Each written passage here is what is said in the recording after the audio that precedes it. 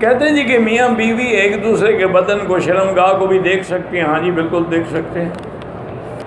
بھائی امام بیوی جو ہے ایک ہے مقام عظمت، وہ تو بہت بلند ہے کہ بی بی عائشہ فرماتی ہے کہ واللہ مجھے اللہ کی قسم ہے میں نے حضور کا بدن شرمگاہ پہ بھی نہیں دیکھی اور حضور نے میری شرمگاہ پہ کبھی نظر نہیں ڈالی. یہ عظمت والوں کا مقام ہے. اب تو جناب وہ انگریزوں کی فلمیں دیکھ دیکھ کے کتے کی طرح چاٹتے ہیں. اب مسئلے کیا پوچھتے ہو؟ تمہارا مقدر اللہ نے یہی بنایا ہے کہ جو پیشاب کی جگہ ہے اسی کو دیکھتے رہو، تو ہم کیا کریں؟ لوگ قرآن کو دیکھتے ہیں، کعبے کو دیکھتے ہیں، تم کیا دیکھتے ہو؟ انا للہ و انا الیہ راجعون. اور کیا کہہ سکتے؟ اچھا ویسے ایک عجیب بات ہے، حکماء نے لکھا ہے کہ جو آدمی بہت زیادہ کثرت سے اپنی بیوی کی شرمگاہ کو دیکھتا رہے تو انشاءاللہ اندھا ہو جائے گا. یورث العمی، یہ چیز اندھا بناتی ہے. بہرحال استغفار کرو، توبہ کرو.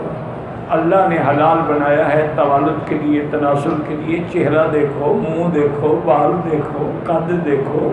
یہ کوئی دیکھنے کی چیز ہے؟ بھلا ایمان سے کہو. علامہ انور شاہ کاشمیری رحمۃ اللہ علیہ کی جب شادی ہوئی، جوانی کا زمانہ تھا، تو صبح کو طلباء ساتھی ہوتے ہیں نا اس زمانے میں جو ان کے یعنی برابر کے لوگ تھے، انہوں نے کہا حضرت آپ کی شادی ہو گئی، سہاگ رات گزر گئی، آپ نے ہمیں بتایا ہی نہیں کہ سہاگ رات آپ کی کیسے گزری. حضرت کی آنکھیں مبارک سرخ ہو گئیں اور جوش میں آ گئے.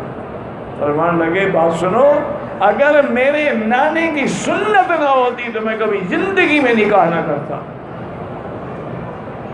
کیونکہ نکاح میرے مدنی پاک کی سنت ہے، میرے نانے کی سنت ہے، میں نے سنت پہ عمل کیا ہے. یہ کوئی بتانے کی چیز ہے، کوئی فخر کی چیز ہے کہ ایک عالم دین جو ہے ایک پیشاب کے مقام پہ بیٹھا ہو؟ نے کہا میرے اگر نبی کی سنت نہ ہوتی اور اللہ نے توالد و تناسل کا یہ ذریعہ نہ بنایا ہوتا کہ زوجین دو جوڑوں سے بچہ پیدا ہوتا ہے، میں تو کبھی شادی نہیں کرتا.